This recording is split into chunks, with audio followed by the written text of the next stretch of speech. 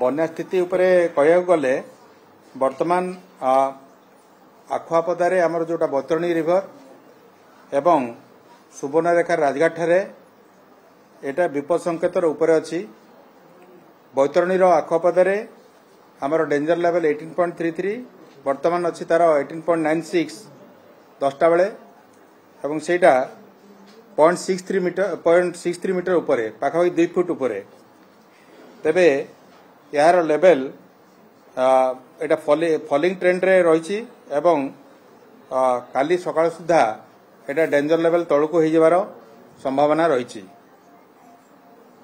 आमर सुवर्णरेखा रे राजघाट ठारे वर्तमान 10टा बेले 10.72 मीटर अच्छी एटी आमर विपद संकेत अच्छी 10.36 मीटर वर्तमान भी 0.36 मीटर उपरे रही। तेबे एटा खसिकी 10.4 मीटर हबार संभावना अच्छी राति 11टा रु 12टा भितर किंतु जामुसला घाट रे पुणी वर्षा जो होईची गतकाली एवं ता पूर्वरु सेठी हमर जलस्तर राइज करुची ता फଳରେ ए जो सुवर्णरेखार आम राजघाट ठारे जलस्तर तळकू जाइकरी 10.4 माने आमर विपद संकेत पाखापाखि जाइकरी पुणी आउ थरे वृद्धि हेबार संभावना रही।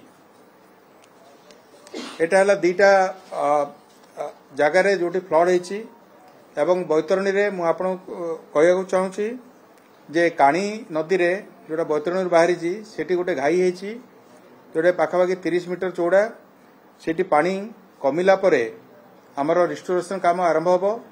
सेठी आमर जहा मटेरियल दरकार सबु साइट रे आमर जमा कराई जाउची। तापरे आमे जदि आसीबा रिजर्वर आडकू हीराकुद रे वर्तमान 12टा गेट देखिरी जल निष्कासन होउची।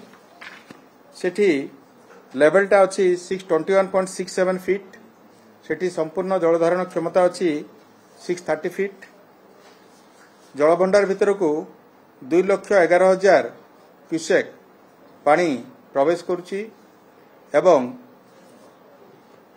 2,22,000 क्यूसेक पानी सेठू विभिन्न फाटक 12टा फाटक प्लस पावर हाउस केनाल एसो माध्यम रे सेटा निष्कासन होउची। रेंगाली रे आमर वर्तमान लेवल अच्छी 122.82 मीटर सेठी संपूर्ण जलधारण क्षमता होची 123.5 मीटर सेठी प्रति सेकेंड रे 6166 क्यूमेक प्रवेश करुची एवं 3746 क्यूमेक आमर फाटक एवं पावर हाउस देखरी बाहर जलभंडार आम रेंगाली रे आम स्थिति को ऑब्जर्व करचु जेहेतु 93% पानी ऑलरेडी फिलअप हो गलानी तबे एठी 2टा गेट रे बर्तन पानी जाउची जदि दरकार पड़े आम आ गोटे गेट खोलिबू। हीराकुद रे मध्य आमे से भलिया जेहेतु एटा डायनामिक सिचुएशन इवॉल्विंग सिचुएशन आम परिस्थिति देखिकरी फाटक खोलिबा किंबा बंद करबा डिसाइड करिबू। अपर इंद्रावती कोला बालीमेला माचकुंड सालंदी और लोअर इंद्र रे स्थिति संतोषजनक अच्छी कौन प्रकार बेसी इनफ्लो किंबा जलस्तर शीघ्र बढ़िबार कौन आम पाखे सूचना नहीं। तेबे वर्षा कथा कही रखे जे गतकाली सुवर्णरेखार 17.63 मिलीमीटर सुवर्णरेखार बेसिन रे कैचमेंट एवरेज 17.63 मिलीमीटर वर्षा होईची आउ अन्य जगह सबू इंद्रावती को छाड़ी अन्य जगह सबू 10 mm रु कम अच्छी जहाँफल कौन फ्लड रे वृद्धि हम ना। इंद्रावती रे आमर 23.77 मिलीमीटर वर्षा होईची जिते आपको कहली इंद्रावती जलभंडार बर्तमान 54% रे फिलअप होईची तेणुक सेटा कौन असुविधा हम ना। तो यहाँ गला मोटामोटी वर्षार एवं जलभंडार स्थिति एवं नदी मध्य जलस्तर स्थिति नदीर जलस्तर गुड़ा देखिले बाकी सब जगार डिस्चार्ज कम अच्छी आमर मुंडली रे बर्तमान 1,84,84,000 क्यूसेक जल निष्कासन हो जल प्रवाहित होची जोटा कि गोटे माने बहुत कम तेणुक ए महानदी कौन बन्या आशंका नहीं सेति मो साइड से धन्यवाद। सत्य सुवर्णरेखा और बैतरणी बन्या गतकाली थिला आज मध्य से बन्या परिस्थिति जारी रही।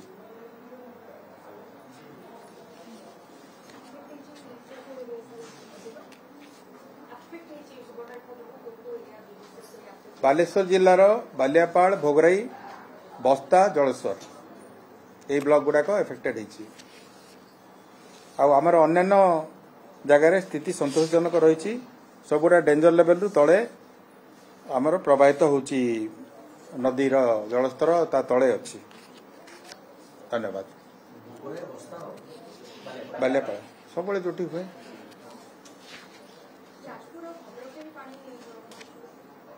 से आप कहली जोटा आखुआपदार आमर जोटा बढ़ी बैतरणी नदीर बाम पार्श्वर अच्छी भद्रक जिला एवं दक्षिण पार्श्वर अच्छी जाजपुर जाजपुर ब्लॉक एवं दशरथपुर ब्लॉक धामनगर सेमती धामनगर एरियाटा मध्य भद्रकर से एरियाटा ए प्रभावित होती। एबे जोड़ा मु आपन कहली सुवर्णरेखार जेहेतु जामुशोला घाट रे जोटा आमर पानी आसीबो आ 12 घंटा परे से बर्तमान राइजिंग ट्रेंड अच्छी एवं सेटा विपद संकेत ठारू ऊर्ध्वर प्रभावित होची सेठी विपद संकेत अच्छी 49.16 मीटर एवं वर्तमान अच्छी 50.74 मीटर जोटा कि 1.5 मीटर ऊपर अच्छी तार प्रभाव रे आमर सुवर्णरेखार राजघाट ठारे जलस्तर कमिकी आउ थे बढ़िबार संभावना अच्छी।